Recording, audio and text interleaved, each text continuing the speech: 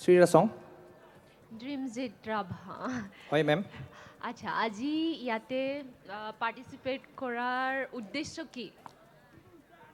ধন্যবাদ মেম আপোনাৰ সুন্দৰ প্ৰশ্নটিৰ বাবে।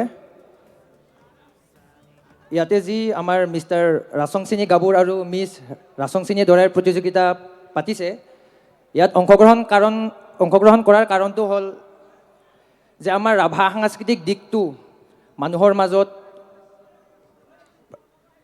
দেখুৱাই তোলা, যে আমাৰ ৰাভা সাংস্কৃতিক দিশটোনো কি, আমাৰ অলংকাৰ, আমাৰ সাজপাৰবোৰনো কি। উদাহৰণস্বৰূপে ইয়াতে আমাৰ বিভিন্ন জনজাতিৰ লোকে অংশগ্ৰহণ কৰিছে, পাৰ্টিচিপেণ্ট অংশগ্ৰহণ কৰিছে। তো সিহঁতেও জানিলে এতিয়া আমাৰ ৰাভাৰ সাংস্কৃতিক দিশটোনো কি, কেনেকুৱা সাজপাৰৰ নামবোৰনো কি, অলংকাৰনো কি। তো এইটোৱে উদ্দেশ্য মেম। ভিডিঅ'গ্ৰাফি কৰি ভাল পোৱা? য়েছ মেম। তো এইটোৰ লগত কেনেকৈ লিংক কৰিবা?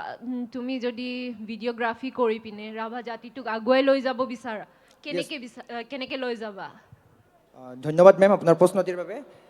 মই ফাৰ্ষ্ট অফ অল আমাৰ ৰাভাৰ যিমানবোৰ প্ৰগ্ৰাম হয় তাত মই উপস্থিত থাকোঁ, এণ্ড তাতে মই ভিডিঅ'গ্ৰাফি কৰোঁ, ভিডিঅ' বনাওঁ, কণ্টেণ্ট ক্ৰিয়েট কৰোঁ, আৰু মানুহক জনাওঁ যে আমাৰ ৰাভা কালচাৰটো এনেকুৱা এনেকুৱা। তো আমাৰ ৰাভাৰ ট্ৰেডিশ্যনেল ফুড দেখাওঁ, আৰু ইপিনে আমাৰ ট্ৰেডিশ্যনেল যিবিলাক আমাৰ ঘৰ তৈয়াৰী হয়, বাঁহেৰে নিৰ্মিত হয়, সেইবোৰ দেখুৱাওঁ। তো মোৰ ভিডিঅ' চাই বহুতে মোক সোধে যে ক'ত এইটো কেনেকুৱা। তো মই জনাই দিওঁ যে এইটো আমাৰ ৰাভা কালচাৰ এনেকুৱা। তো এনেকৈ আমাৰ ৰাভা জাতিটোক ৰিপ্ৰেজেণ্ট কৰিব মই নিজৰ ফালৰ পৰা চেষ্টা কৰোঁ। এইখিনিয়ে মেম। Thank you. নেম ৰাছং।